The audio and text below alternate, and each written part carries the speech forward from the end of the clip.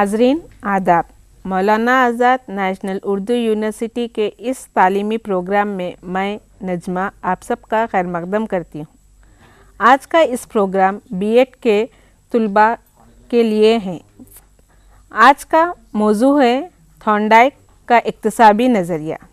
इस मौजू पे गुफ्तगू करने के लिए मेरे साथ है जनाब मोहम्मद मुशाहिद साहब। मुशाहिद साहब, आपका इस प्रोग्राम में खैर मकदम है। शुक्रिया मैडम, शुक्रिया। इस गुफ्तगू को आगे बढ़ाने से पहले मैं आपको इस गुफ्तगू की तरतीब बताती चलूँ। आज हम इस मौजू पे थॉर्नडाइक के इक्तिसाबी नज़रिए पे बातचीत करेंगे, उनका तजुर्बा देखेंगे और उनके मराहिल के बारे में जानेंगे और उनके क़वानीन क्या दिए गए हैं और इसको तालीमी में किस तरह से इतलाक़ किया गया है, इसके बारे में हम जानकारी हासिल करेंगे। आइए चले पहले हम जाने थॉर्नडाइक का नज़रिया क्या है। मुशाहिद साहब, बताइए थॉर्नडाइक का नज़रिया क्या है, इक्तिसाबी नज़रिया क्या है? थॉर्नडाइक ने जो इक्तिसाबी नज़रिया पेश किया है जी, उसका नाम है ट्रायल एंड एरर का तरीक़ा। अच्छा, यानी कि सही और ख़ता का नज़रिया। सही और ख़ता का नज़रिया। जी जी जी। जिस तरीके से इसके नाम ही से जो है जाहिर है जी, कि गलती और कोशिश, यानी कि इंसान जो कुछ भी सीखता है जी, सबसे पहले कोशिश करता है, फिर गलती करता है, जी, फिर कोशिश करता है, फिर गलती करता है। जी, और ये गलती और कोशिश और गलती का सिलसिला तब तक जारी वो सारी रहता है जब तक कि वो उस शय को मुकम्मल तौर पर सीख नहीं जाता या इक्तिसाब नहीं कर लेता या लर्न नहीं कर लेता। तो ये थॉर्नडाइक का नज़रिया सही और ख़ता का नज़रिया जो इक्तिसाब में हम रोज़मर्रा ज़िंदगी में भी इस्तेमाल करते हैं। जी जी जी तो जी रोज़मर्रा ज़िंदगी में हम किस तरह से इस्तेमाल करते जी हैं? मैडम, अगर हम अपनी आम जिंदगी का मिसाल जी, लें तो हम ये देखते हैं जी, कि एक शिरखार बच्चा है। जी, जब वो चलना सीखता है शुरू में जी, तो वो चलने की कोशिश करता है, उठता है, फिर गिर जाता है, जी, फिर उठता है, फिर गिर जाता है। कोशिश और गलती ये सिलसिला उसका तब तक जारी रहता है जब तक कि वो बेहतर तरीके से चलना ना सीख ले। जब तक हम गलतियां कम करते रहेंगे तो जब इक्तिसाब अच्छी तरह से होगा, जब कोशिश ज्यादा होगी। थॉर्नडाइक ने एक तजुर्बा भी किया है जो हम इक्तिसाब में उसके मराहिल देखे हैं। तो आप मुख्तसर से बताइए तजुर्बा क्या है आखिर? बकौल थॉर्नडाइक जब इंसान किसी भी शय को सीखना शुरू करता है तो सबसे पहले वो कोशिश करता है, फिर गलती करता है, फिर कोशिश करता है, फिर गलती करता है और ये सिलसिला जारी रहता है जब तक कि वो उस शय को मुकम्मल सीख नहीं जाते। इसके बाद जो दूसरी बात है इसमें कि इस कोशिश और गलती यानी कि सही और ख़ता, कोशिश और गलती, इसमें जब ये सिलसिला जारी रहता है तो गलतियों की तादाद बिल तरतीब कम होती जाती है। अच्छा। और एक ऐसा वक्त आता है जबकि वो बगैर किसी गलती किए हुए उस चीज को वो दोहराता है। मिसाल के तौर पर मैंने आपसे बताया कि जब बच्चे साइकिल चलाना सीखते हैं तो पहले कोशिश करते हैं, चढ़ते हैं, गिर जाते हैं, फिर चढ़ते हैं, फिर गिर जाते हैं, धीरे धीरे वो साइकिल चलाना सीख लेते हैं। इसी तरीके से जो है ड्राइविंग सीखना, जब एक इंसान जो है ड्राइविंग सीखता है तो कभी गियर के जगह पर ब्रेक लगाता है, एक्सेलेरेटर को कम करना है, ज्यादा कर देता है, इसी तरीके से। लेकिन आगे चल करके धीरे धीरे उसकी गलतियों की तादाद कम होती जाती है और आखिर में वो बिल्कुल फर्राटे के साथ बगैर किसी गलती किए हुए कहीं भी हुजूम में या कहीं भी वो बड़े आराम से चलाता है। और इसमें जो सबसे जो अहम बात है कि इंसान बाद में उसमें मुकम्मल परफेक्ट हो जाता है, महारत हासिल कर लेता है। इसी चीज को थॉर्नडाइक ने इस तरीके से बयान किया कि जब कोई भी चीज हम सीखना शुरू करते हैं तो गलती करते हैं, कोशिश करते हैं, गलती और कोशिश का ये सिलसिला चलता रहता है और आखिर में गलतियों की तादाद कम होती जाती है और आखिर में हम बगैर किसी गलती किए हुए हम सीख लेते हैं। इसीलिए इस इक्तिसाबी नज़रिया को थॉर्नडाइक ने सही और ख़ता यानी कि trial and error method of learning का नाम दिया। अच्छा जी, तो ये सही और ख़ता का मेथड ऑफ लर्निंग का तरीका है। जी जी। तो ये तरीका हम रोजमर्रा टाइपिंग में भी देखते हैं। तो टाइपिंग में जब हम सीखते हैं तो पहले उसको प्रैक्टिस करते हैं। जी, तो जी, नंबर ऑफ जितने ट्रायल्स हम लेंगे उतनी प्रैक्टिस से परफेक्शन आती है यस हमें। यस यस और उसी स्विमिंग में भी देख सकते हैं हम इसको, यस यस और कंप्यूटर ऑपरेट करने में मैनुअल मैनुअल जो भी चीजों में वर्क अक्सर है वो तो हम बेस्ड ट्रायल एंड एरर से करते हैं। Yes, तो हम yes. रोजमर्रा जिंदगी में ये तो आम इस्तेमाल होने वाली चीज है बहुत से। अच्छा, अब उनके ये थियरी के लिए किस तजुर्बे पे किया, किस तजुर्बे पे उसने ये थियरी मालूम की है, इसका तजुर्बा क्या है? यस मैडम, थॉर्नडाइक का तजुर्बा बड़ा ही दिलचस्प तजुर्बा है। अच्छा बताइए सर। तजुर्बे को मैं बताने से पहले जी। मैं हजरत आदम की आपको मैं बात में जो है बता देना चाहता हूँ। अच्छा बताइए। ये हजरत आदम बहुत होशियार हैं। अच्छा। जब कभी भी ये तजुर्बा करते हैं, खा वो साइंस का तजुर्बा हो या खा वो तिब का तजुर्बा हो, तो उसमें वो जानवरों का इस्तेमाल करते हैं। अच्छा। क्योंकि वो अपनी जान पर वो जो है जोखिम जो है नहीं लेना चाहते। अच्छा, जिस तरीके से मैडम आपको याद होगा कि चांद पर जिंदगी है कि नहीं, हाँ, इसको मालूम करने के लिए इंसान ने सबसे पहले कुत्ते को भेजा जी, ताकि हम ये देख सकें कि क्या वहां पर है। तो इसी तरीके से तिब में जब अच्छा। किसी दवा की मेडिसिन की इजाद करनी होती है तो उसका तजुर्बा हम जो है जानवरों पर पहले करते हैं। हाँ। मेडिकल का कोई स्टूडेंट है, जब वो मेडिकल में दाखिला लेता है तो सबसे पहले वो इंसानों की जो है चीड़ फाड़ जो है नहीं शुरू कर देता, बल्कि वो जानवरों पर तजुर्बा। तो इसी तरीके से इस इक्तिसाबी नजरिया को पेश करने के लिए थॉर्नडाइक ने एक बिल्ली को जो है बतौर तजुर्बा इस्तेमाल किया। अच्छा, बिल्ली का इस्तेमाल किया जो कि नहायत ही दिलचस्प तजुर्बा है। अच्छा। अगर आपकी इजाजत हो तो मैं बताऊं। आप बताइए उसको जरा तफसील से बताइए किस तरह से उसने ये नजरिया को अपनाया। जी जी जी।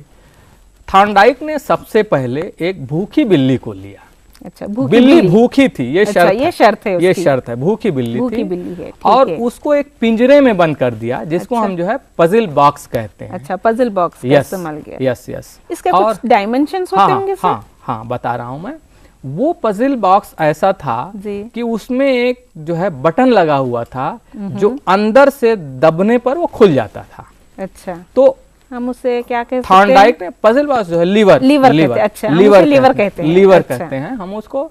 तो थॉर्नडाइक ने उस भूखी बिल्ली को उस पिंजरे में बंद कर दिया। अच्छा। और मैडम आपको जैसा कि मालूम है कि बिल्ली की सबसे मरगूब ग़िज़ा क्या है मैडम, जरा आप बता दीजिए। मछली है, बेशक। हाँ। बहुत अच्छा। तो थॉर्नडाइक ने उस भूखी बिल्ली को उस पिंजरे में बंद करने के बाद पिंजरे के बाहर एक मछली को रख दिया। अच्छा। जो कि उसकी मरगूब ग़िज़ा है। अच्छा। फिर उसका वो मुशाहिदा करने लगे, क्योंकि ये तजुर्बा था, इसलिए वो जो है मुशाहिदा करने लगे। अच्छा। तो मुशाहिदा के दौरान वो क्या पाते हैं कि बिल्ली जब अपनी मरगूब ग़िज़ा को देखती है, अच्छा। चूंकि वो भूखी है, तो वो उछल कूद मचाना शुरू कर दी। अच्छा, तो ताकि वो मचाती होगी ताकि वो पिंजरे से बाहर आ सके। तो दौरान उछल कूद अचानक उसका पंजा या पैर उस लीवर या बटन पर पड़ जाता है। अच्छा। जिससे कि वो पिंजरे का दरवाजा खुल जाता है और अपनी बाहर आकर के और अपनी मरगूब ग़िज़ा को हासिल कर लेती है। इस तजुर्बे को थॉर्नडाइक ने जारी रखा और कुछ दिनों के बाद फिर ये तजुर्बा दोहराया। फिर उन्होंने वही बिल्ली पे दोहराया। Yes yes. अच्छा। भूखी बिल्ली को लिया, फिर उसके बाहर जो है मछली रखी। अच्छा। फिर वो उसका मुशाहिदा करने लगे, क्योंकि ये एक्सपेरिमेंट था, तो टाइमिंग पर वो जो है देख रहे थे। अच्छा। तो दूसरी बार जब उन्होंने देखा तो गलतियों की तादाद कुछ कम हो गई थी, यानी कि पिंजरे का दरवाजा खुलने में जितना वक्त लगा था उससे थोड़ा सा कम वक्त लगा। अच्छा, ये मुशाहिदा नोट किया जा रहा था, नोट कर रहे थे वो। अच्छा। क्योंकि तजुर्बा है ना। हाँ, इसलिए वो नोट कर रहे थे। तो इसी तरीके से वो दूसरा तजुर्बा, तीसरा तजुर्बा, चौथा तजुर्बा, पांचवा बिल तरतीब वो तजुर्बे को जारी रखे। अच्छा। आखिर में वो ये पाते हैं कि जब उस बिल्ली को वो बंद करते हैं, भूखी बिल्ली को, तो वो बगैर किसी गलती किए हुए उस बटन को वो दबाती है, खामोशी से आकर के उस मछली को हासिल कर लेती है। सीख गई है किस तरह से लीवर दबाना गया। तो जो बात जो है थॉर्नडाइक ने इस एक्सपेरिमेंट से जो जाहिर करने की या साबित करने की जो कोशिश की वो यही की। अच्छा। कि इंसान जब भी सीखता है तो सही और खता के जरिए सीखता है, यानी कि गलती करता है फिर कोशिश करता है। कोशिश और गलती का ये सिलसिला जारी रहता है। Number one. नंबर टू, गलती और कोशिश के दरमियान में गलतियों की तादाद बिल तरतीब कम होती जाती है और आखिर में बगैर किसी गलती किए हुए वो चीज या वो शय इंसान या वो चीज सीख लेता है। ये उनका जो है तजुर्बा है। हम इससे इक्तिसाबी नजरिए में देखे हैं इसको। इसको हम एक मरहल में इसके मरहल किए गए हैं, इसके अलग अलग स्टेप्स आए हैं। तो ये स्टेप्स में एक किस तरह से वो स्टेप्स आए हैं उसके बारे में आप मुख्तसर बताइए। मैडम, थॉर्नडाइक ने इस तजुर्बे की बुनियाद पर इक्तिसाब के कुछ स्टेप्स यानी कि मराहिल बयान किए हैं। अच्छा। कि इक्तिसाब या लर्निंग या सीखना अच्छा किन किन जो है मराहिल से गुजरता है। अब मैं आपको तजुर्बे की रोशनी ही में मैं इस इक्तिसाब के यानी कि ट्रायल एंड एरर मेथड के इसका मैं आपको मरहला में बताता चलता हूँ। अच्छा। इस तजुर्बे की रोशनी में मैं बताऊंगा। अच्छा। सबसे सबसे पहला मरहला जो उन्होंने बताया वो है नीड यानी कि जरूरत। तो यहाँ पे बिल्ली की जरूरत थी। यस, जरूरत। हाँ, जरूरत जो है वो भूखी बिल्ली थी। तो थॉर्नडाइक ने इस मरहले को सबसे पहले रखा। अच्छा। कि इक्तिसाब के लिए, लर्निंग के लिए, सीखने के लिए सबसे पहली जरूरत या नीड की जरूरत है। बगैर जरूरत के इक्तिसाब नामुमकिन है। अच्छा। जिस तरह से एक्सपेरिमेंट में या तजुर्बे में उन्होंने एक भूखी बिल्ली को दिखाया। अगर वो बिल्ली भूखी नहीं होती तो आप कुछ भी रख दीजिए, वो कोशिश नहीं करती। वो कोशिश करती नहीं क्योंकि जरूरत नहीं है, जरूरत नहीं है अब उसको।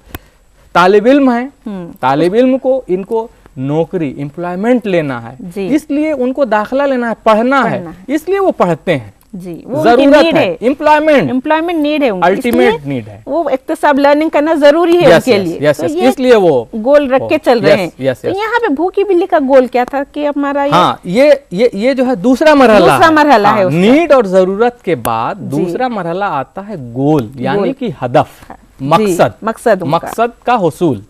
तो इस तजुर्बे में बिल्ली का मकसद वो मरगूब गिज़ा यानी कि मछली थी। तो उसको हासिल करने के लिए वो कोशिश उसने शुरू की। तो गोल तक पहुंचने से पहले बैरियर रुकावट आ गया। ये तीसरा है क्योंकि गोल तक पहुंचने के लिए बीच में पिंजरे पजल बॉक्स आ गया। तो उस बैरियर को या रुकावट को दूर करने के लिए इंसान कोशिश करता रहता है। रैंडम मूवमेंट जिसको हम कहते हैं। तो ये हमारा चौथा है। उस पजल बॉक्स से बाहर आने के लिए, उस बैरियर को तोड़ने के लिए इंसान रैंडम मूवमेंट करने लगता है, कोशिश शुरू कर देता है, जैसा कि बिल्ली ने किया। अब इन कोशिश के ही दरमियान या दौरान एक फिक्सेशन हो जाता है। एक ऐसा नहीं, फिक्सेशन तो आखिर में है मैडम। अच्छा। अचानक उसको कामयाबी मिल जाती है। चांस फैक्टर आ जाता है उसका। यस, गलती करते रहे, कोशिश जो है करते रहे, फिर अचानक जो है लीवर पे बटन पड़ा, वो कामयाब हो गई। अब जब एक बार वो कामयाब होती है तो इसको हम बाई चांस कहते हैं। अच्छा, बाई चांस हो गया। हाँ, यस। उसको पता नहीं था ये हो सकता है, पर वो बाई चांस हो गया। बाई चांस सक्सेस या जो है अचानक कामयाबी हो। हाँ, उसके बाद से वो अपने सही रद्द अमल, अच्छा, यानी कि राइट ट्रायल या कोशिश को वो सिलेक्ट करना शुरू करती है, यानी कि बिल्ली को ऐसा बाद में एहसास हुआ होगा कि इस साइड में वो कूद रही है तो ये पिंजरे का दरवाजा खुल जा रहा है, यहाँ पर पंजा पड़ रहा है तो वो खुल जा रहा है। तो वो अपने सही रद्द अमल का इंतखाब करती है। इसको कहते हैं हम सिलेक्शन। हाँ, और आखिरी मरहला है फिक्सेशन, यानी कि मुकर्रर रद्द अमल। वो अपने रद्द अमल को मुकर्रर कर लेती है, फिक्स कर लेती है कि अब ये इसी बटन को दबाना है तो हमको बाहर निकल करके हमें ये होता है। इन स्टेप्स को लेते हुए हम जी खवानीन तालीम इक्तिसाब में क्या खवानीन दिए गए हैं? थॉर्नडाइक ने कुछ खवानीन दिए हैं, वो खवानीन क्या हैं? जी मैडम, थॉर्नडाइक ने अपने इस इक्तिसाबी नजरिए की बुनियाद पर, अपने इस तजुर्बे की बुनियाद पर इन्होंने इक्तिसाब के कवानीन, जो कि बहुत ही इम्पोर्टेंट है, लॉज ऑफ लर्निंग, जो कि एक जो है बहैसियत मुअल्लिम, बहैसियत तालिब इल्म ये जानना निहायत ही जरूरी है, क्योंकि वो तो तजुर्बा है जानवर पर।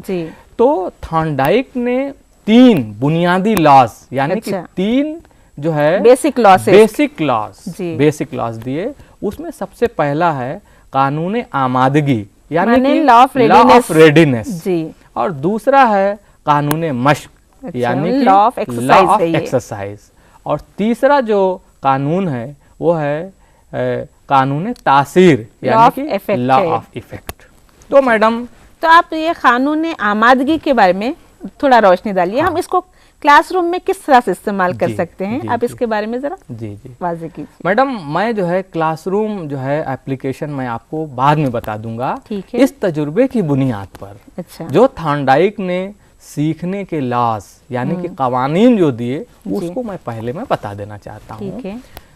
बकौल थॉर्नडाइक सीखने के लिए, इक्तिसाब के लिए सबसे पहली जो जरूरी या जरूरत है वो है आमादगी की, यानी कि रेडीनेस की। अच्छा। थॉर्नडाइक ये कहते हैं जब तक इंसान सीखने के लिए, इक्तिसाब के लिए तैयार नहीं होगा, अच्छा, ज़हनी तौर पर तैयार नहीं होगा। अच्छा, रेडीनेस में जो है 2 चीजें हैं, हाँ। ज़हनी तौर पर और जिस्मानी तौर पर। यस, तो ज़हनी और जिस्मानी दोनों की पुख्तगी होनी चाहिए। यस। तो सीखने के लिए दोनों की पुख्तगी बहुत जरूरी है। यस। मिसाल के तौर पर आपको मैं मिसालें जो है मैं दूंगा। मिसाल के तौर पर एक जो है क्लास 6 का स्टूडेंट है जी, आप उसको क्लास 10th की मैथमेटिक्स आप जो नहीं पढ़ा सकते। इट मीन्स कि वो ज़हनी तौर पर उसको पढ़ने के लिए पुख्ता नहीं है। दूसरा मिसाल ये है कि एक इब्तदाई जमात का तालिब इल्म है, उसको आप 2 घंटा बैठा करके आप जो नहीं पढ़ा सकते, क्योंकि जिस्मानी तौर पर वो 2 घंटा बैठने के लिए वो नहीं है। तो अभी तो मैं थोड़ा सा कवानीन को मैं बता दूं। तो आमतौर से थॉर्नडाइक ये कहते हैं जब तक इंसान ज़हनी तौर पर तैयार नहीं रहेगा, आमादा नहीं रहेगा, वो किसी चीज को सीख ही नहीं सकता। तो पहला कंडीशन उसका आमादगी होना जरूरी है। यस। दूसरा है लॉ ऑफ एक्सरसाइज, यानी कि मश्क। अच्छा, हाँ। इसीलिए तो ये जो है ट्रायल एंड एरर दिया है। अच्छा, इसका नाम इसलिए तो इसका ट्रायल एंड एरर, सही और खता में गया है। थॉर्नडाइक ये कहते हैं जी कि बेहतर इक्तिसाब के लिए, अच्छा, मतलब परफेक्ट लर्निंग के लिए मश्क, यानी कि एक्सरसाइज बहुत ही जरूरी है। अच्छा। हम जितना ज्यादा मश्क करेंगे, अच्छा, जितना ज्यादा एक्सरसाइज करेंगे, यानी कि प्रैक्टिस करेंगे, हम उसमें उतना मजीद बेहतर से बेहतर हम इक्तिसाब कर सकते हैं, लर्न कर सकते हैं, सीख सकते हैं। इसीलिए तो practice makes a man perfect. Yes, वही चीज मैं जा रहा था जो है मैं कहने के लिए कि ये एक कौल है कि प्रैक्टिस मेक्स मैन परफेक्ट। यही चीज है। हत्ता कि कोई भी इंसान इस दुनिया में जो है परफेक्ट तो नहीं है, लेकिन ये एक जो मकौला है, कहावत है। बहरकैफ ये कवानीन या ये कानून ये कहता है कि बेहतर इक्तिसाब के लिए मश्क, यानी कि प्रैक्टिस का होना बहुत ही जरूरी है। अच्छा मैडम, इसमें 2 बातें हैं। अच्छा, वो क्या है? प्रैक्टिस में इन्होंने 2 बातें कही हैं। अच्छा, वो क्या इसमें है? एक है लॉ ऑफ यूज, दूसरा है लॉ ऑफ डिसयूज। यानी कि पहला है इस्तेमाल और दूसरा है अदम इस्तेमाल। अच्छा, हम जिस शय को सीख लेते हैं, अगर हम उसका इस्तेमाल अपनी जिंदगी में जारी रखते हैं, वो लर्निंग पुख्ता हो जाती है और मुस्तहकम रहती है। अच्छा। बरखिलाफ इसके अगर हमने उसका इस्तेमाल छोड़ दिया, हम उसको भूल जाते हैं धीरे धीरे। मिसाल के तौर पर कोई एक बच्चा है, अगर पोएट्री याद कर लेता है, छोड़ दिया, वो धीरे धीरे भूल जाता है। टाइपिंग अगर आपने सीख ली, छोड़ दीजिए। मैडम मैं जो है बचपने में टाइपिंग जो है बहुत स्पीड से मैं करता था। अच्छा, लेकिन आज मुझको जो है टाइपिंग जो नहीं आती है, क्योंकि प्रैक्टिस मैंने छोड़ दी। Disuse, law of disuse. अच्छा मैडम, सबसे जो अहम बात है थॉर्नडाइक की, मैं चूंकि अभी जो है शुरुआत में ट्रायल एंड एरर मेथड की बात मैं कर रहा था, थॉर्नडाइक ने इसको आगे चल करके इस नजरिए को कनेक्शनिज्म का नाम दिया। अच्छा, कनेक्शनिज्म में इन्होंने 2 वर्ड यूज किया। वो क्या है? स्टिमुलस और रिस्पांस। अच्छा, उन्होंने स्टिमुलस और रिस्पांस की बात कही। तो सीखने के लिए, इक्तिसाब के लिए स्टिमुलस का होना निहायत ही जरूरी है। अच्छा। या आप दूसरी जबान में स्टिमुलस को आप नीड कह सकती हैं, जरूरत कह सकती हैं। जितना ज्यादा जरूरत इंसान महसूस करेगा, उतना ही ज्यादा स्टिमुलेट होगा। क्योंकि स्टिमुलस का मतलब होता है स्टिमुलेट, यानी कि कोई भी ऐसी शय जो कि आपको कुछ सीखने के लिए आमादा करती है, स्टिमुलेट करती है, आपके के अंदर जो है जज्बा पैदा करती है। तो नीड, जरूरत, हदफ का हासिल होना सामने, मश्क में अगर हम जो है मश्क कर रहे हैं, प्रैक्टिस कर रहे हैं, हमें कामयाबी मिल गई तो वो कामयाबी हमें सीखने के लिए स्टिमुलस का काम करती है। और इसके बरखिलाफ अगर हमने डिसयूज कर दिया, उसका अदम इस्तेमाल कर दिया, तो वहां पे स्टिमुलस कमजोर हो जाता है, वीक हो जाता है, तो वो यस तो वो रिस्पांस एसआर बॉन्ड कह सकते हैं, एसआर बॉन्ड ही कहते हैं, एसआर बॉन्ड ये कहते हैं, हम इसको कहते हैं। तो ये बात मैंने आपको इसलिए बता दी कि इनका ये नजरिया कनेक्शनिज्म के नाम से भी मशहूर है। और इसको इन्होंने आखिरी ही मतलब कि अपने इन तजुर्बात की शुरुआत तो इन्होंने ट्रायल एंड एरर मेथड से की, लेकिन इसको जब इन्होंने डेवलप किया तो इसका नाम इन्होंने कनेक्शनिज्म रखा, यानी कि there is connection between stimulus and response. यानी कि स्टिमुलस हम इसको उर्दू में जो है मुहीज के नाम से जानते हैं, मुहीज और रद्द अमल के माबैन रिश्ता ये है। इसको एसआर बॉन्ड शॉर्ट फॉर्म में एसआर बॉन्ड, यानी जब एसआर बॉन्ड होता है तो हम बोल सकते हैं इक्तिसाब हो रहा है, इसका लर्निंग हो रहा है, सीख रहा है। यस हाँ। और मैडम इनका जो सबसे अहम जो तीसरा जो कानून है, यानी कि कानून तासीर जिसको हम कहते हैं, अंग्रेजी में कहते हैं लॉ ऑफ इफेक्ट, यानी कि ऐसी शय जो कि इक्तिसाब में असर करती हो, असरअंदाज होती है। तासीर असर से बना है। कौन कौन सी चीजें ऐसी हैं जो कि इक्तिसाब पर असरअंदाज होती हैं, उसको जो है अफेक्ट करती हैं। तो इसमें इन्होंने दो बातें कही, एक तो रिवार्ड यानी कि इनाम, और दूसरा पनिशमेंट यानी कि सजा।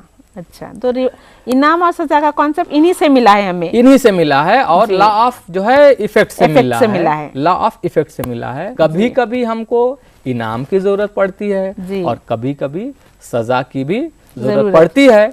अब मैं आपको, जब मैं एजुकेशनल एप्लीकेशन यानी कि तालीमी अतलाक की जब मैं आपसे बात करूंगा, तब मैं इसको मैं तफसीली तौर पर इस पर मैं रोशनी डालूंगा। यहाँ बस ये जान लेना काफी है कि इक्तिसाब के लिए, सीखने के लिए इनाम और सजा दो बहुत ही अहमियत के हामिल हैं। दोनों का रोल है इक्तिसाब में। मुशाहिद साहब, इसको इक्तिसाब में किस तरह से इत्तलाक करते हैं, इसके बारे में बताइए मुख्तसर से। यस मैडम, ये सबसे अहम सवाल है जी, क्योंकि हम इस इक्तिसाबी नज़रिया को जो पढ़ते हैं वो तालीमी इतलाक़ी के लिए तो पढ़ते हैं कि हम जो है थॉर्नडाइक के दिए हुए इस इक्तिसाबी नज़रिए को हम इसका इस्तेमाल तालीम में कैसे कर सकते हैं। यानी कि एक मुअल्लिम, एक उस्ताद इस नज़रिए को पढ़ने समझने के बाद वो किस तरीके से अपने दर्स व तदरीस में इसका इस्तेमाल कर सकता है। तो मैडम सबसे पहला जो कानून था, कानून आमादगी, यानी कि एक मुअल्लिम को दर्स व तदरीस से पहले अपने तालिब इल्मों को ज़हनी तौर पर तैयार करना बहुत ही ज़रूरी है। अगर बच्चे ज़हनी तौर पर नहीं तैयार हुए तो इक्तिसाब मुअस्सिर नहीं होगा। यानी कि सबसे पहले मुअल्लिम को चाहिए कि मुख्तलिफ मुहर्रिका के ज़रिए आसान से मुश्किल की जानिब, आम से ख़ास की जानिब, यानी कि बतौर मजमूई या मुख्तसर में हम ये कह सकते हैं कि एक मुअल्लिम को ये चाहिए कि दर्स व तदरीस से पहले, पढ़ाने से पहले अपने तालिब इल्मों को वो ज़हनी तौर पर तैयार कर ले कि वो उनकी बात को सुनने के लिए वो तैयार हो जाए। नंबर 2, मश्क। एक मुअल्लिम को हमेशा ये कोशिश करते रहनी चाहिए कि बच्चों से वो ये कहे कि जो भी वो इक्तिसाब करें, सीखें, उसको घर पर जाकर के दोहराएं जी। यानी कि प्रैक्टिस मेक्स वन परफेक्ट। इसलिए जब तक वो दोहराएंगे नहीं, उनका इक्तिसाब मुस्तहकम और पुख्ता नहीं होगा। इसलिए एक मुअल्लिम को हमेशा ये कोशिश करते रहना चाहिए कि अपने तालिब इल्मों से वो कहें कि जो उन्होंने सीखा, जो उन्होंने लर्न किया, यानी कि जो इक्तिसाब किया, उसकी वो प्रैक्टिस और मश्क करते रहें। तीसरा है सबसे जो असर है, ये मुअल्लिम के लिए बहुत ही मुश्किल जो है मरहला है कि बेहतर इक्तिसाब के लिए वो रिवार्ड का इस्तेमाल करे, यानी कि इनाम का करे, या सजा का इस्तेमाल करे। मुअल्लिम को बहुत ही मोहतात रहने की जरूरत है, क्योंकि कभी कभी इनामात भी देना चाहिए, इनामात भी इक्तिसाब में रुकावट बनते हैं और कभी कभी सजा भी रुकावट बनते हैं। मिसाल के तौर पर अगर किसी तालिब इल्म ने सबक को बहुत अच्छी तरीके से याद कर लिया, अब आपने उसको मेडल दे दिया। अच्छा, तो और एक रिवॉर्ड हो गया। एक छोटी सी गलती की, उसकी आपने कारपोरल जो है पनिशमेंट शुरू कर दिया। तो इनामात के भी कई अक़साम हैं, सज़ा के भी कई अक़साम हैं। मिसाल के तौर पर आपने तालिब इल्मों को शाबाशी दे दी, कोई उसको पोस्ट दे दिया, ओहदा दे दिया, क्लास का मॉनिटर बना दिया, ग्रुप लीडर बना दिया, इसके बाद आप जो बढ़ते जाइए, अच्छा, मेडल दे दिया। और तो आखिरी जो हद है, आखिरी आखिरी जो हद है वो है रकम की सूरत में उसको। नंबर 2 है सज़ा। सज़ा की भी शुरुआत होती है, आपने उसको डांट दिया, आपको उसके जगह पर खड़ा करा दिया, कमरे जमात से आपने उसको बाहर कर दिया, या लास्ट में यह है कि कारपोरल पनिशमेंट दे दिया। तो यहाँ पर मुअल्लिम को बहुत ही मोहतात रहने की इसलिए ज़रूरत है कि वो माहौल का तज्जिया करके, जायज़ा ले करके, और अच्छे काम और बुरे काम की इंटेंसिटी को समझ करके जी, कि जो बच्चे ने किया है, मिसाल के तौर पर अगर बच्चा बहुत ही रेगुलर है, पंक्चुअल है, आप उसको जो है शाबाशी दे दीजिए। और अगर वो स्टेट लेवल पर, नेशनल लेवल पर कोई जो है बहुत बड़ा कारहाय नुमाया अंजाम दिया, उसको मेडल दे दीजिए। तो मौलिम को ये चाहिए कि बेहतर वक्त पर बेहतर सज़ा और इनाम का वो इस्तेमाल करे। अजीज तलबा और तालिबात, आज के इस सबक में बस इतना ही। किसी और मौजू के साथ फिर से आपसे मुलाकात होगी, तब तक के लिए इजाज़त दीजिए। आदाब।